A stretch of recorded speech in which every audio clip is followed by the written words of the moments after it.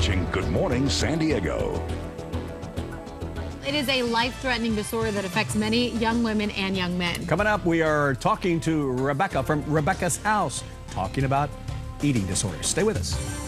February is Eating Disorder Awareness Month. With over 10 million people in the U.S. struggling with eating disorders, it's so important to make sure that you can spot all the warning signs. So joining me this morning is Rebecca Cooper and Ashley Carter with Rebecca's House. Good morning to you both. Good morning. Rebecca, let's start with you and explain what Rebecca's House is for those who may not know. Okay. Rebecca's House is an eating disorder treatment center, and we also have a house where people live, and then we also have apartments where the clients transition as they're getting jobs and all that.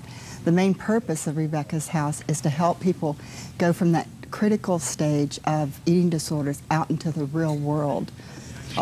And you both have suffered from eating disorders. Is that how you founded Rebecca's House? Yes. 25 years ago, I recovered from an eating disorder. And what I noticed over those 25 years, there were so many people who were going to really good treatment centers, but they'd come home and they'd relapse. And the problem is not being in a little cocoon where you don't have any stress. Yeah. The problem is dealing with the stresses of real life.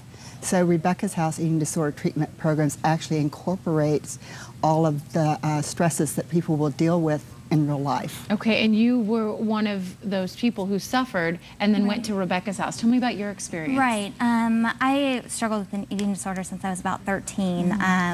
Originally it was a lot of, with more struggle with bulimia, so it was a lot of the binging and purging, and my weight would fluctuate 50, 60, 70 pounds at a time. Wow, and you're a teeny person.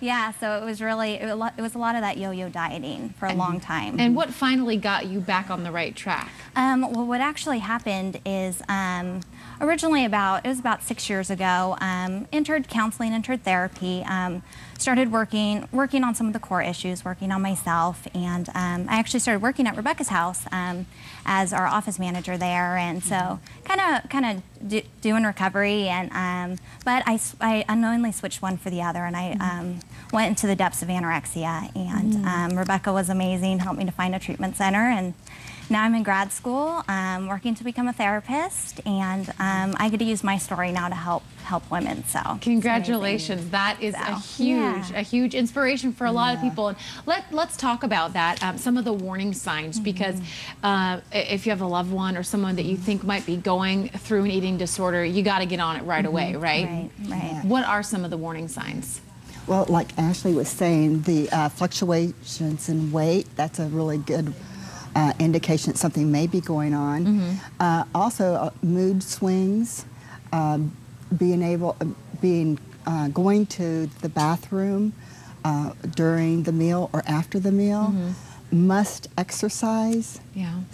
Those are a few of the warning signs. Okay, and a lot of it also has to do with yo-yo dieting, which it leads us to your book, which is called Diets Don't Work.